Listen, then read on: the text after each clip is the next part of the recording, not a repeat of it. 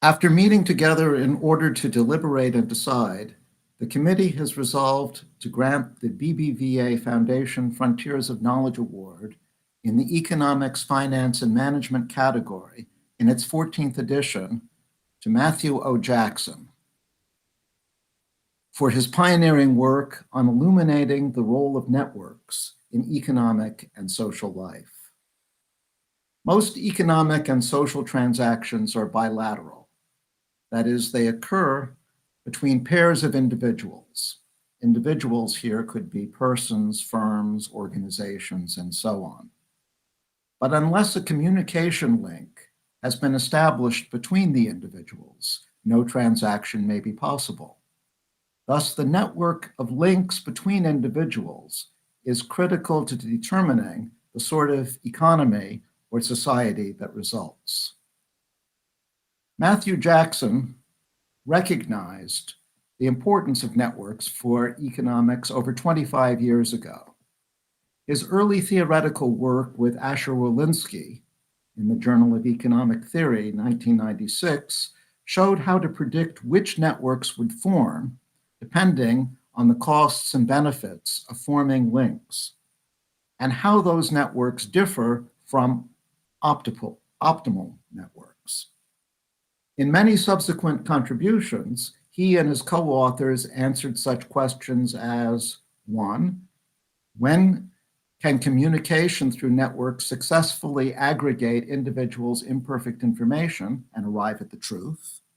2, when do networks of firms or banks contribute to systemic stability, or when do they undermine it? And 3, when introducing important information, say a new technology or a microfinance program or a vaccination camp in a rural village of a developing country, which villagers should we inform first to make sure that word of mouth spreads the news quickly? Jackson's work has inspired an enormous literature, both theoretical and empirical, in which networks play an essential role in helping us understand financial markets, economic development, and a host of other economic phenomena.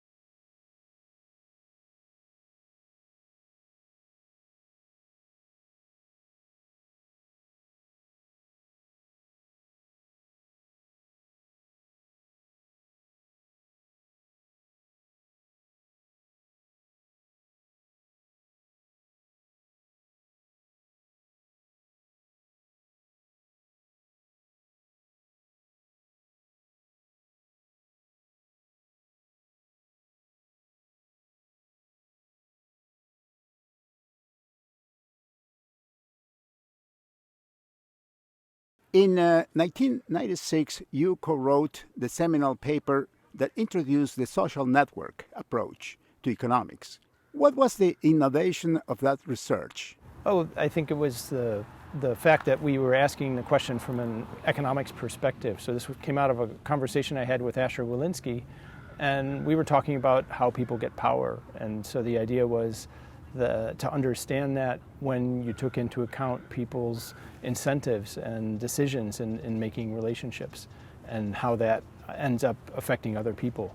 So it was people have been studying networks for a long time.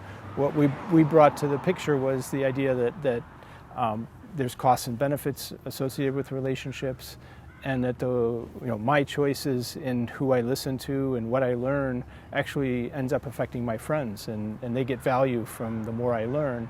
And so we tried to understand what that meant for network formation.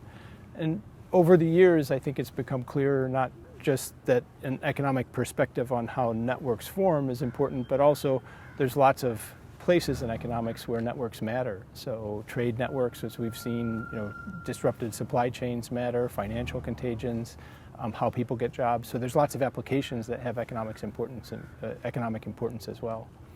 What is homophily, and now how can it determine preferences, behaviors, or beliefs? Homophily refers to the fact that people tend to associate with other people who are similar to themselves.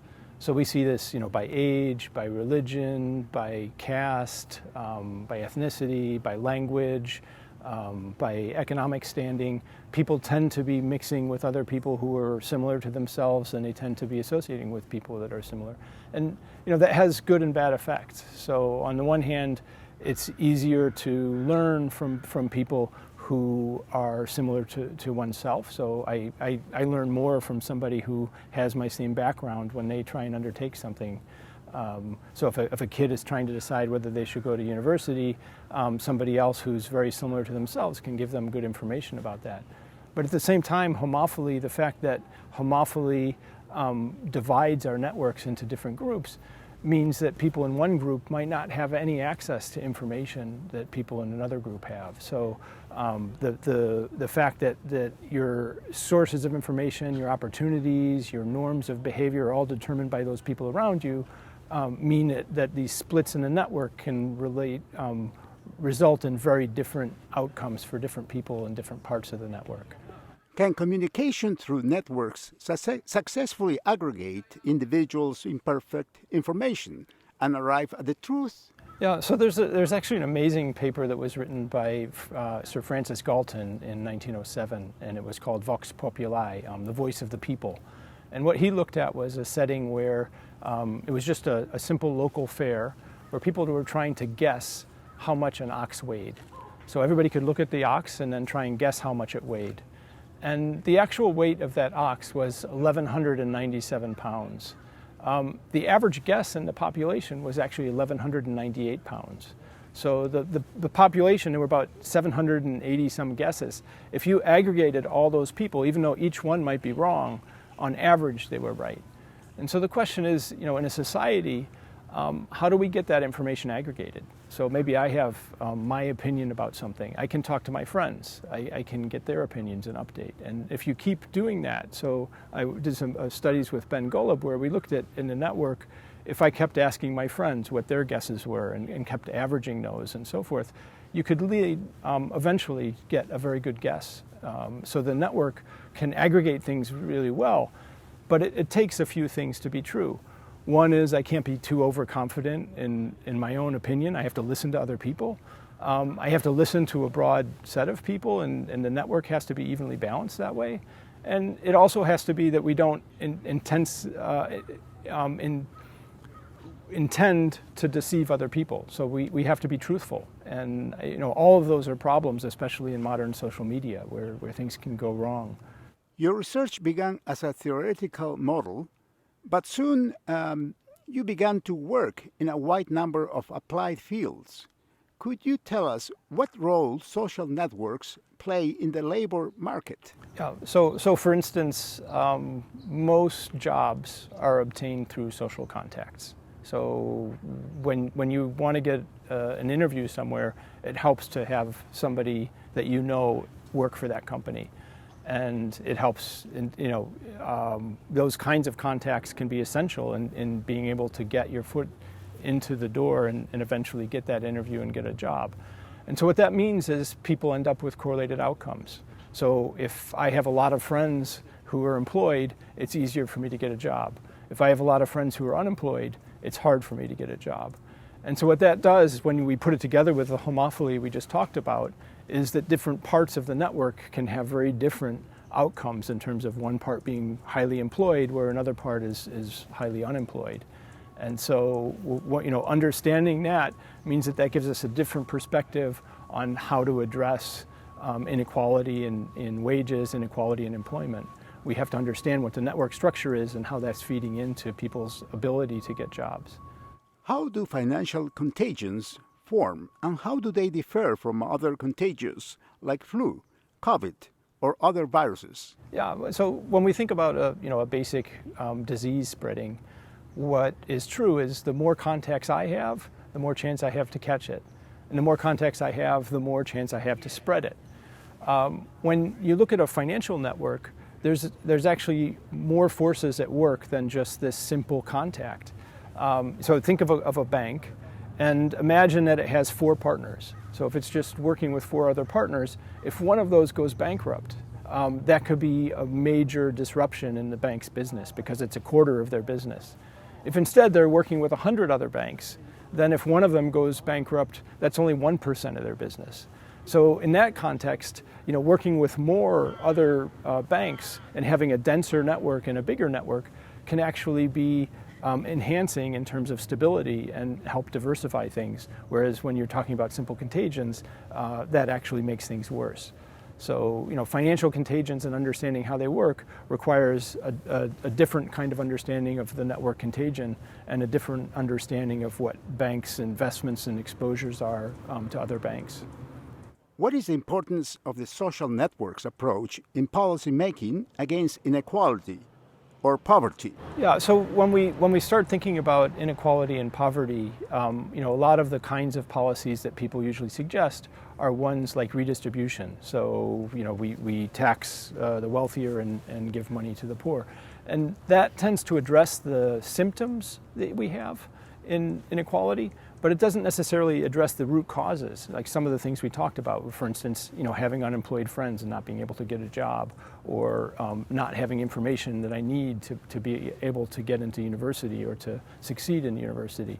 So the basic network structure gives us different kinds of prescriptions. And understanding that homophily, understanding those network barriers and trying to overcome those is something that we can do to sort of have a long-term impact on inequality rather than just sort of addressing the shorter-term symptoms.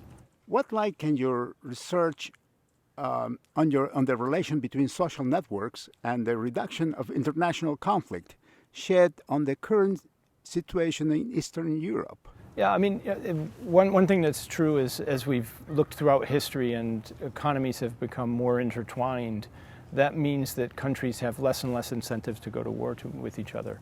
At present, the kinds of sanctions that are being put in on Russia and Belarus to cut off some of the banking opportunities that they have, to cut off the financial ties that they have, to cut off social ties where their population can be moving in and out of the country, those things can have an impact and cause great harm to them. And that kind of understanding is one that can change their incentives to undertake a long, prolonged war. And so it's a modern tool that wasn't available when countries didn't trade, which is very different from just moving an army in and trying to regain territory solely through military purposes or military means.